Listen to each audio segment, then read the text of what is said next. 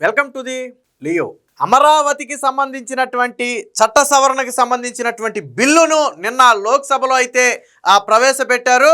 లోక్సభలో నిన్న ఆమోదం తెలిపినటువంటి సందర్భంలో ప్రతి ఆంధ్రుడు కూడా ఒక భావోద్వేగానికి లోనైనటువంటి పరిస్థితి. జగన్మోహన్ రెడ్డి లాంటి నియంత 5 ఏళ్ల పాటు భూములు ఇచ్చినటువంటి అమరావతి రైతులను ఇబ్బంది పెట్టి రాక్షస ఆనందం పొందితే ఆ రోజు ఏమీ చేయలేని నిస్సహాయ స్థితిలో ఉన్నటువంటి ప్రజలు 2024 ఎన్నికల్లో ఓటుతో సమాధానం చెప్పారు. కానీ ఆనాటి రాక్షస పరిస్థితులు చూసిన తర్వాత ఎవరికైనా మదిలో కలిగిన అనుమానం ఒకటే, సరే ఇప్పుడు కూటమి ప్రభుత్వం వచ్చింది, ఓకే చంద్రబాబు గారు కొనసాగిస్తారు, 5 ఏళ్ల తర్వాత 10 ఏళ్ల తర్వాత మళ్ళీ జగన్మోహన్ రెడ్డి లాంటి రాక్షస ప్రభుత్వం వస్తే అమరావతి పరిస్థితి ఏంటి, రైతుల పరిస్థితి ఏంటి అనే ఒక భయం అనేది ప్రతి వ్యక్తిలో కలిగిన మాట వాస్తవం. రాక్షసుడు అంటే ఎందుకు భయపడతాం మనం? అతను సృష్టించే విధ్వంసం గురించే మనకు భయం. సో అలాంటి విధ్వంసం మరీ జరుగుతుందేమోననే భయం ప్రతి ఆంధ్రుల్లోనూ ఉంది. దానికి చంద్రబాబు గారు ఒక సమాధానం చెప్పారు. ఇక జగన్మోహన్ రెడ్డి కాదు కదా, 100 మంది జగన్మోహన్ రెడ్డిలు వచ్చినా అమరావతిని టచ్ చేయలేని విధంగా ఒక దుర్భేద్యమైనటువంటి చట్టరక్షణ కల్పించే ప్రయత్నం చేశారు. దానిలో తొలి అడుగు ఆల్రెడీ మొన్న అసెంబ్లీలో తీర్మానంతో పడితే రెండో అడుగు నిన్న లోక్సభలో పడింది. సో ఇంకొక 2 అడుగుల దూరంలో ఉన్నాం. రాజ్యసభలో ఆమోదం తర్వాత రాష్ట్రపతి ఆమోదంతో ఇది ఒక దుర్భేద్యమైనటువంటి చట్టరక్షణగా మారబోతుంది. ఈరోజు రాజ్యసభలో కూడా బిల్లు ఆమోదం పొందబోతుంది. సో అంటే వాస్తవానికి భారతదేశం మొత్తానికి కూడా ఆంధ్రప్రదేశ్ ప్రజలు థ్యాంక్స్ చెప్పాలి. ఎందుకనంటే నిన్న 11 పార్టీలు ఈవెన్ కాంగ్రెస్ పార్టీతో సహా అమరావతికి మద్దతు తెలిపాయి. కాంగ్రెస్ పార్టీతో సహా అమరావతికి దేశంలోని మెజారిటీ 11 పార్టీలు నిన్న మద్దతు తెలిపాయి. ఒక్క వైసీపీ పార్టీ మాత్రమే మేము మద్దతు తెలపటం లేదంటూ అక్కడ లోక్సభ నుంచి వాకౌట్ చేశారు. కానీ మిగిలిన అన్ని పార్టీలు కూడా సంపూర్ణంగా మద్దతు తెలిపాయి. 18 మంది ఎంపీలు మాట్లాడారు. 2 గంటల పాటు దీని మీద డిస్కషన్ జరిగింది. సరే మన ఎంపీల సంగతి పక్కన పెట్టి ఇతర పార్టీల ఎంపీలు కూడా ఏం మాట్లాడారో తెలుసా? ఇతర రాష్ట్రాలకు చెందిన ఎంపీలు కూడా అమరావతి రైతుల కష్టాలను మేము 5 ఏళ్ల పాటు చూసాం, ఈరోజు ఆ రైతుల కష్టానికి ఒక ప్రతిఫలం దక్కింది, ఇక నుంచి రైతులకు అలాంటి కష్టాలు ఉండబోవు, అమరావతి అద్భుతమైన రాజధానిగా విరజిల్లాలని చెప్పి మేము మనస్ఫూర్తిగా కోరుకుంటున్నాము. ఏ నాయకుడు కూడా అలాంటి దుశ్చర్యలకు పాల్పడకూడదు. గతంలో అమరావతి మీద రైతుల మీద జరిగినటువంటి దాడికి మేము తీవ్ర మనస్తాపం చెందామని చెప్పి ప్రతి పార్టీకి చెందినటువంటి ఎంపీ నిన్న లోక్సభలో మాట్లాడారు. అంటే జగన్మోహన్ రెడ్డి సృష్టించినటువంటి ఆ విధ్వంసం దేశం మొత్తం కూడా చూసింది. లక్షలాది మంది కోట్లాది మంది తెలుగువారు ఆ బాధను అనుభవించారు. సో దానికి నిన్న ఒక విరుగుడు లాంటిదైతే దొరికింది. సో ఫైనల్గా లోక్సభలో అయితే ముజువాని ఓటుతో ఆమోదం అయితే తెలిపారు. దీనికి సంబంధించినటువంటి వార్త ఒకటి వచ్చింది, ఒకసారి చూద్దాం. అమరావతికి జై, చట్టబద్ధత బిల్లుకు లోక్సభ ఆమోదం. బిల్లుపై దాదాపుగా 2 గంటల పాటు చర్చ, 11 పార్టీల భాగస్వామ్యం, 10 పార్టీల సంపూర్ణ మద్దతు. వైకాపా ఒక్కటే వాకౌట్. అమరావతి ఆంధ్రప్రదేశ్ కొత్త రాజధాని, ముజువాని ఓటుతో ఆమోదించిన సభ. ఆంధ్రప్రదేశ్ రాజధానిగా అమరావతికి చట్టపరమైన భరోసా కల్పిస్తూ కేంద్ర ప్రభుత్వం బుధవారం ప్రవేశపెట్టిన ఆంధ్రప్రదేశ్ పునర్విభజన చట్ట సవరణ బిల్లుకు లోక్సభ ముక్త కంఠంతో జైకొట్టింది.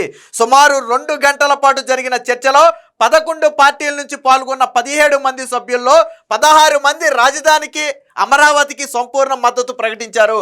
ఒక్క వైకాపా మాత్రమే వాకౌట్ చేసి ఆ ఊరందరిది ఒకదారి అయితే ఉలిపిరి పెట్టది మరొక దారి అన్నట్టుగా నిరూపించుకుంది.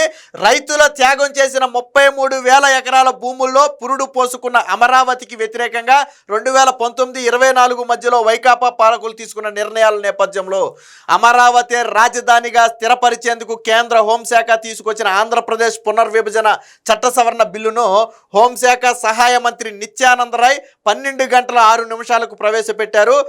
స్పీకర్ ఓం బిర్లా చర్చకు పచ్చజెండా ఊపారు. చర్చ సమయాన్ని గంటకు పరిమితం చేద్దామా అని ఆయన ప్రతిపాదించారు. 2 గంటల పాటు కొనసాగించాలని సభ్యులు కోరటంతో అందుకు అంగీకరించారు.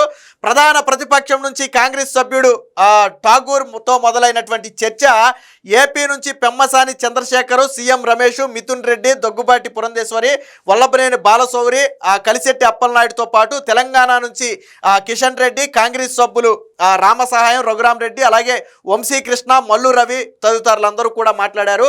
సో రైతుల త్యాగాలకు రాష్ట్రాభివృద్ధికి కేంద్రం కట్టుబడి ఉందన్న భరోసా. ఎందుకనంటే అందుకనే నేను చెప్పా, ఏపీ మొత్తం కూడా దేశానికి థ్యాంక్స్ ఎందుకు చెప్పాలి అంటే ఈరోజు ఆంధ్రప్రదేశ్కి దేశం అండగా నిలబడింది. జగన్ లాంటి ఒక నియంత సృష్టించినటువంటి విధ్వంసానికి చెక్ పెట్టాలి అని ఆంధ్రప్రదేశ్ ప్రభుత్వం తీసుకున్నటువంటి నిర్ణయానికి, చంద్రబాబు గారు తీసుకున్నటువంటి ఈ నిర్ణయానికి ఏకగ్రీవంగా దేశం మొత్తం కూడా మద్దతుగా నిలిచింది. చంద్రబాబు గారిని ఇక్కడే మెచ్చుకోవాలి. చంద్రబాబు గారిని రాజకీయ చాణక్యుడు అని ఎందుకంటారో తెలుసా? ఈరోజు జగన్మోహన్ రెడ్డి లాంటి నియంతను ఏకాకిని చేసి దేశం మొత్తాన్ని ఏకతాటి మీదకి తెచ్చినటువంటి వ్యక్తి చంద్రబాబు గారు. ఎవరు అవునన్నా కాదన్నా అది నిజం. చంద్రబాబు గారికి కేంద్రంతో ఉన్న సన్నిహిత్యాన్ని ఉపయోగించుకుని ఆల్రెడీ బీజేపీకి యాంటీగా ఉన్నటువంటి పార్టీలను, ఈవెన్ కాంగ్రెస్ పార్టీని సైతం అమరావతికి అనుకూలంగా మలిచారు అంటే అది చంద్రబాబు గారి రాజకీయ చాణక్యత. జగన్మోహన్ రెడ్డి లాంటి వ్యక్తిని ఎక్కడ ఎలా అణగదొక్కాలో చంద్రబాబు గారికి బాగా తెలుసు. జగన్మోహన్ రెడ్డికి కేవలం దోచుకోవడం మాత్రమే తెలుసు. కానీ చంద్రబాబు గారికి ఎక్కడ రాజకీయం చేయాలో కూడా తెలుసు. ఈరోజు ఆంధ్రప్రదేశ్కు ఒక దుర్భేద్యమైనటువంటి చట్టరక్షణ కల్పించడం కోసం కాంగ్రెస్ పార్టీ, బీజేపీ ఇద్దరిని కూడా ఏకతాటి, నాకు తెలిసి ఏ బిల్లు విషయంలో కూడా కాంగ్రెస్ పార్టీ, బీజేపీ ఏకగ్రీవ అభిప్రాయానికి వచ్చినటువంటి సందర్భం నాకు తెలిసి లేదు. ఈ లోక్సభ ఏర్పడిన తర్వాత ఫస్ట్ టైం అన్ని పార్టీలను ఏకతాటి మీదకు తీసుకొచ్చినటువంటి చరిత్ర చంద్రబాబు గారిది. అందుకే చంద్రబాబు గారిని రాజకీయ చాణక్యుడు అంటారు. వాస్తవానికి నిన్న జగన్ ప్రెస్ మీట్ పెట్టింది కూడా ఈ అంశాన్ని డైవర్ట్ చేయడానికే. బట్ జగన్మోహన్ రెడ్డి అనుకున్నది ఒకటి, జరిగింది ఒకటి అనుకోండి. ఎంటైర్ భారతదేశం మొత్తం చీకొట్టింది జగన్మోహన్ రెడ్డిని. ఇంకా జగన్మోహన్ రెడ్డి గురించి తెలియని వాళ్ళు ఎవరైనా ఉంటే నిన్న పార్లమెంటు సమావేశాల తర్వాత తెలుసుకుంటారు. జగన్మోహన్ రెడ్డి లాంటి వ్యక్తి చేసినటువంటి విధ్వంసం కావచ్చు, రాక్షస పాలన కావచ్చు, నిన్న పార్లమెంట్లో చర్చిస్తున్నప్పుడు భావోద్వేగానికి లోనటువంటి పరిస్థితి. సో అలాంటి పరిస్థితి వచ్చింది. సో మొత్తంగా చంద్రబాబు గారి రాజకీయ చాణక్యతతో ఈరోజు అమరావతికి అయితే ఒక దుర్భేద్యమైనటువంటి చట్టరక్షణ కల్పించారు. దీనికి సంబంధించిన మరొక వార్త కూడా చూద్దాం. ఆ తల్లుల కన్నీళ్లే ఈ చట్టానికి పునాది. లోక్సభలో పెమ్మసాని చంద్రశేఖర్, వాస్తవానికి అది వాస్తవం. అమరావతి మహిళలు ఎవరైతే 5 ఏళ్ల పాటు నిరంతరం కన్నీరు పెట్టుకున్నారో, జగన్మోహన్ రెడ్డి ఆ కన్నీళ్లను చూస్తూ రోజు అదే రోడ్లో తిరిగాడు తప్ప ఏ రోజు కూడా దిగి మీ కష్టం ఏంటని అడిగిన పాపాన పోలేదు. అంటే ఒక ఇంట్లో మహిళ ఏడిస్తే ఇంటికి నష్టం. అలాగే రాష్ట్రంలో మహిళలు ఒక వ్యక్తి చేసిన పాపానికి కన్నీళ్లు పెట్టుకున్నారు అంటే ఖచ్చితంగా దాని ఫలితం జగన్మోహన్ రెడ్డి అనుభవించాలి. నేను గతంలో కూడా చెప్పాను, జగన్మోహన్ రెడ్డి దారుణంగా ఓడిపోవడానికి 2 ప్రధాన కారణాలు, మిగతా రాజకీయ కారణాలన్నీ పక్కన పెట్టి 2 ప్రధాన కారణాలు నేను ఎప్పటికీ బలంగా నమ్ముతా. ఒకటి, తిరుమలకు జగన్మోహన్ రెడ్డి చేసిన ద్రోహం. ఏదైతే తిరుమల లడ్డూలో కల్తీ చేశారో, కోట్లాది మంది భక్తుల మనోభావాలు దెబ్బతీశారో అది మొదటిదైతే, రెండవది అమరావతి రైతులు కన్నీళ్లు కావచ్చు, అమరావతి మహిళా రైతుల కన్నీళ్లు కావచ్చు. ఈ 2 కూడా జగన్మోహన్ రెడ్డిని అధపాతాళానికి తొక్కేశాయి. ఎక్కడైతే నేను ఎవరెస్ట్ శిఖరం మీద ఉన్నానని విర్రవీగాడో అక్కడ నుంచి వాడితే ఎక్కడ పడ్డాడు అంటే అధపాతాళానికి పడ్డాడు. సో జగన్మోహన్ రెడ్డి లాంటి వ్యక్తిని అంటే కళ్ళు తెరిపించడం అంటాం కదా, జగన్మోహన్ రెడ్డికి సాధారణంగా మొన్నటి వరకు కళ్ళు ఎక్కడున్నాయంటే నెత్తి మీద పైన ఉన్నాయి. జగన్మోహన్ రెడ్డి కిందకు చూడటానికి కూడా ఇష్టపడేవాడు కాదు, నేలను కనీసం వంగి చూడటానికి కూడా ఇష్టపడేవాడు కాదు. ఈవెన్ ఆయన వంగి కొబ్బరికాయ కూడా కొట్టడు, మనందరికీ తెలుసు. బహుశా ఆయన అంటే ఎప్పుడు కింద చూపు అనేది ఆయనకు నచ్చదేమో. అలాంటి జగన్మోహన్ రెడ్డిని నేల నాకించినటువంటి చరిత్ర ఆంధ్రప్రదేశ్ ప్రజలదు. ఇది రాజకీయాల్లో ఎక్కడితో ఆగిపోదు. ఒక 30-40 సంవత్సరాల తర్వాత రాబోయే తరం కూడా జగన్మోహన్ రెడ్డి లాంటి ఒక నియంతను ఆంధ్రప్రదేశ్ ప్రజలు ఎలా మట్టి కరిపించారు అనేది చరిత్రలో లిఖించబడద్దు. చెప్పుకుంటారు కథలుగా. మన గతంలో జరిగినటువంటి రాజకీయాలను ఎలా అయితే కథలుగా చెప్పుకుంటున్నామో, ఈరోజు ఆంధ్రప్రదేశ్లో జరిగినటువంటి ఘటనలను భవిష్యత్తు తరాలు కథలుగా చెప్పుకుంటాయి.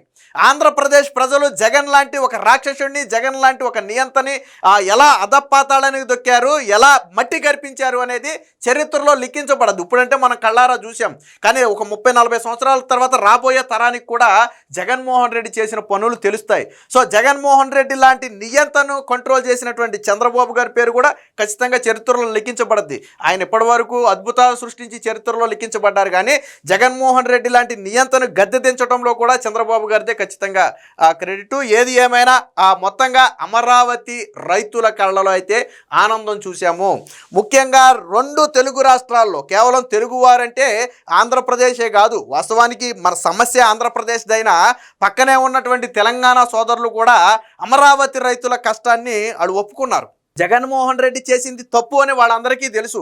రాజకీయంగా బీఆర్ఎస్ పార్టీ నుంచి కొంత మాట్లాడలేని పరిస్థితి వచ్చినప్పటికీ కూడా వాళ్ళ మనసుకు తెలుసు అమరావతి రైతులు పడుతున్న కష్టం ఏంటి, జగన్మోహన్ రెడ్డి లాంటి వ్యక్తి చేస్తున్న దుశ్చర్యలు ఏంటి అనేది వాళ్ళకు కూడా తెలుసు. ఈరోజు వాళ్ళు కూడా ఆనందపడుతున్నారు. సమస్య ఆంధ్రాదైనా కానీ పక్కనే ఉన్నటువంటి తెలంగాణ రాష్ట్రంలో తెలుగు వాళ్ళు కూడా ఆనందపడుతున్నారు. అమ్మయ్య, ఎప్పటికీ అమరావతి రైతుల కష్టం తీరినట్టే, ఇక నుంచి వాళ్ళకి ఇలా ధర్నాలు చేసి బాధపడాల్సిన పరిస్థితి ఉండదు అని చెప్పి వాళ్ళు కూడా ఈరోజు సంతోషపడే పరిస్థితి.